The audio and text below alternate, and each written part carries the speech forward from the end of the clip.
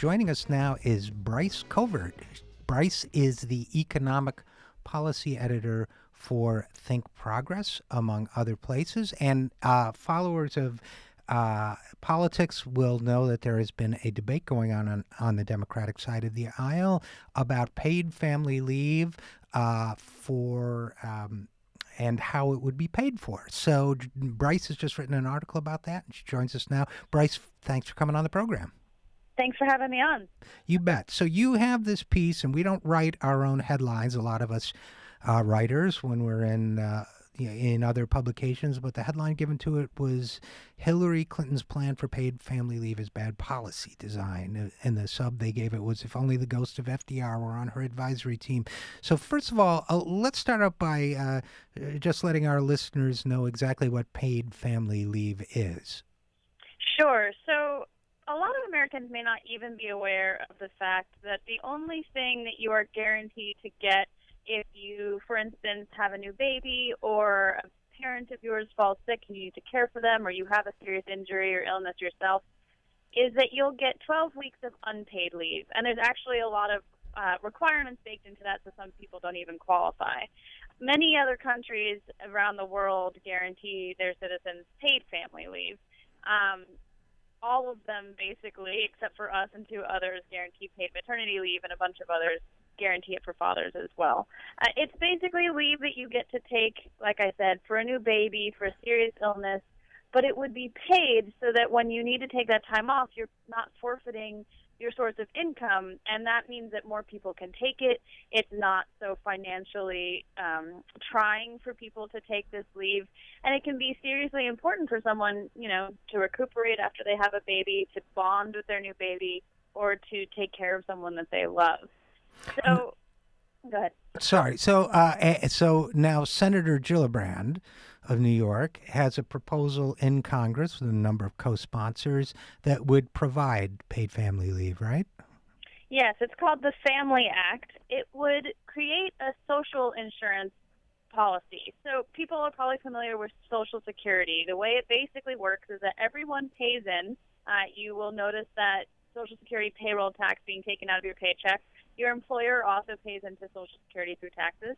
And then when you retire, you draw out Social Security benefits. So everyone pays in, everybody's supposed to get money out.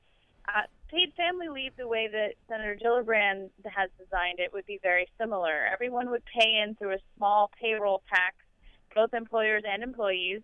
And then when it comes time for you to need leave, you would draw out benefits so that you are being paid while you're taking that time off. Now, when you say small, I think they've averaged. I've seen averages. I think you quoted $1.50 a week. Others, I think, of maybe $1.80. $1.50 sounds about right. And in terms of what you described as a social insurance program, meaning people pay in and they get a benefit out of it. In this case, paying a very, very small amount.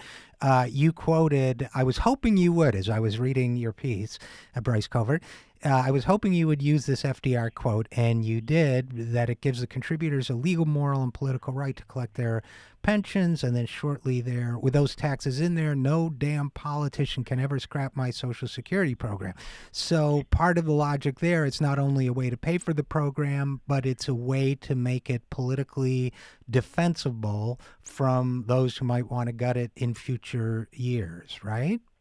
Exactly. The way it works is that social insurance programs like Social Security sort of have their own funding stream that's coming from all of our contributions. That means, first of all, that it's protected from budget battles. So if the tax code were to change, for example, more than likely the funding stream for Social Security is left alone. That's not part of those negotiations we're seeing with more frequency in Congress lately where they're battling over the budget. So it's a more secure funding stream. It also, just politically and sort of emotionally for people, feels different when you feel like you have earned the benefit because you're paying in and then you pay out, and it's universal. It's a different sort of attitude we have towards these universal programs. Medicare is another one, than we have to other programs that are equally as important but designed in different ways. Now, of course, that may or may not be fair. The other programs are also important, but by designing it as social insurance, paid family leave would most likely be on much stronger political footing and a lot harder to attack which would also mean that hopefully a lot of people would take it of both genders, and it would be much more common and much more equalizing.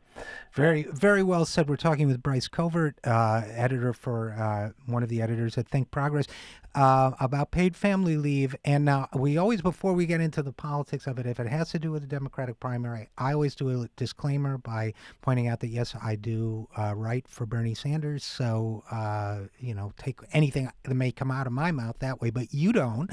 And now Hillary Clinton has a different, Bernie has signed on to the Gillibrand plan. He supports it. He supports the Family Act. Hillary has not. And she supports family leave. She's a longtime supporter of the principle of paid family leave. Let's be clear about that. But she is not supporting, at least right now, the Family Act. And that's part of what you were writing about. Why not? And what are the implications of that? Right. It's important to point out, as you say, Hillary has been a long-time supporter of having paid family leave in this country, probably before anyone was even thinking about it. There's this anecdote that she basically created the first maternity leave policy at the law firm she worked for back when she was having Chelsea. But she has been dedicated, both the last time she ran and this campaign, to making a pledge that she will not raise taxes on the middle class. What that means is technically the Family Act is not viable for her, because if everybody's paying in through a payroll tax that you weren't paying before, that means everyone's taxes are going to go up a little bit to pay for it, and that includes, low-income people, middle-income people, and high-income people. So instead of doing it that way, which is what Sanders and O'Malley and, of course, Democrats in Congress all want to do, Hillary says instead that she's going to tax the rich, just the rich, and use that revenue from taxing them at a higher rate to pay for benefits for everyone to take paid family leave. Well, and I have two concerns about that, one of which I won't ask you to comment on because it would put you in a bad spot. But it feels to me, when you're talking about $1.50 a week, like now it's a gimmick to say no tax increase, even one that small. But more to the point, I think that, I wonder about the viability of, with a Republican-dominated Capitol Hill, of another tax on the wealthy specifically targeted to this. I just wonder how that is, aside from the social insurance principle, which I think you're right to point out, I just wonder how viable that is politically. Yeah, it's a good question. And I will say that some people feel that her plan is more politically viable because it's a more limited tax increase. It's just on the wealthiest. And so, Republicans wouldn't have to get behind what you could paint as an increase in taxes for the middle and the lower classes. I think, to be honest, of course, all of these plans are a bit of a non-starter. Gillibrand has introduced her bill a number of times. It hasn't gone anywhere. If you look at the Republican side of the presidential race, basically everyone who is asked about paid leave has said that the government should do nothing, except for Marco Rubio, who has a plan that probably wouldn't do a whole lot, but at least, he's in favor of it, sort of. So there's a huge party divide on this issue. I'm not sure either of these plans can necessarily get over it, although I think the American people are so hungry for it, and it makes so much common sense for them that may at some point force the issue. And there's also the question, so Hillary doesn't want to support this plan on the campaign trail. She wants to do it her own way. I think if push came to shove, if she were in office and if Congress were to actually pass the Family Act, would she veto it? I'd be surprised. Yeah, I would too. When we're talking with Bryce Covert, I guess I would say you make a great point, Bryce, which is, number one, obviously none with the current composition of Congress, none of these plans are going to pass. So therefore, given that reality, the question becomes what kind of advocacy will build new majorities in the House and Senate that might create some form of paid family leave, right? I mean, if you have Democrats clearly lining up in front of one proposal or another, Republicans clearly opposing it, if it's an idea that I think is popular in principle, like paid family leave, then the question is, well, okay, what spin on that during this intra-party debate and then in the general election will help move the dialogue and create the climate for real change on the family leave issue, paid family leave issue.